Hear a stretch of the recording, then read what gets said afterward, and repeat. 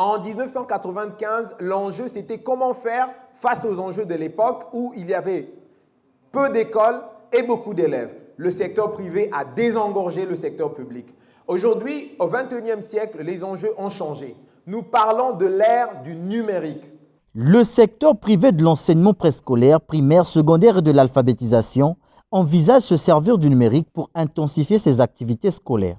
Dizzy Private School, un concept définissant les modalités relatives à l'arrimage du système de fonctionnement de ces écoles aux technologies de l'information et de la communication, vient d'être mis en place par l'ensemble des parties prenantes ce 19 septembre. Dizzy Private School va avoir deux phases essentielles. Dans la première phase, c'est le renforcement des capacités numériques des écoles.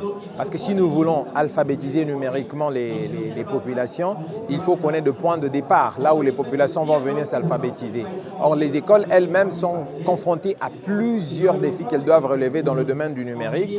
Donc, du coup, la première phase consistera à rendre ces écoles capables d'abord elles-mêmes d'utiliser les solutions numériques.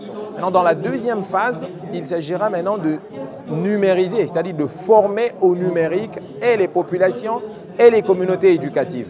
En clair, ce projet vise à contribuer d'ici 2030 à la lutte contre l'illectronisme par le renforcement des capacités numériques des établissements privés d'enseignement et de formation et par leur truchement de celles des populations vivantes dans le périmètre scolaire de ces écoles. L'effort que nous sommes en train de souhaiter que ça se fasse, c'est plutôt changer nos cultures.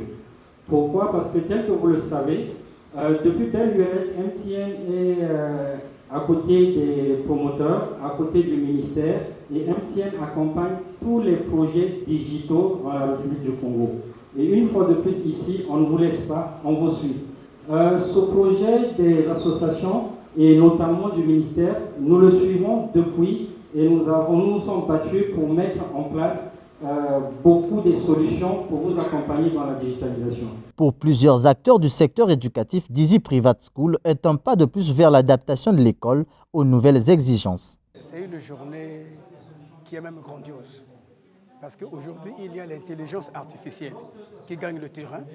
Ce que MTN propose à l'endroit des promoteurs et aux écoles privées, c'est une aubaine. Ne pas être en harmonie avec les activités de MTN, c'est qu'on sera en retard, on ne pourra plus se rattraper. Parce que le monde est en pleine mutation, il faut aller au même moment que le monde se mute. L'enseignement est une science à sans cesse renouvellement. Il faut aller dans les innovations, il faut aller dans les recherches. Et l'outil de recherche aujourd'hui, incontournablement, c'est l'Internet. Mais nos écoles n'ont pas les outils qu'il faut pour entrer sur Internet et faire des recherches qu'il faut afin de devenir compétitifs. Voilà de façon résumée les difficultés que rencontrent les écoles privées que nous pensons relever avec AfriSchool qui vient à notre appui. Au terme de la première phase, le projet Dizzy Private School 2030 aboutira à la création d'un espace de centralisation sécurisée des données scolaires des établissements privés hébergés dans le data center de MTN Congo, partenaire technique de cette initiative.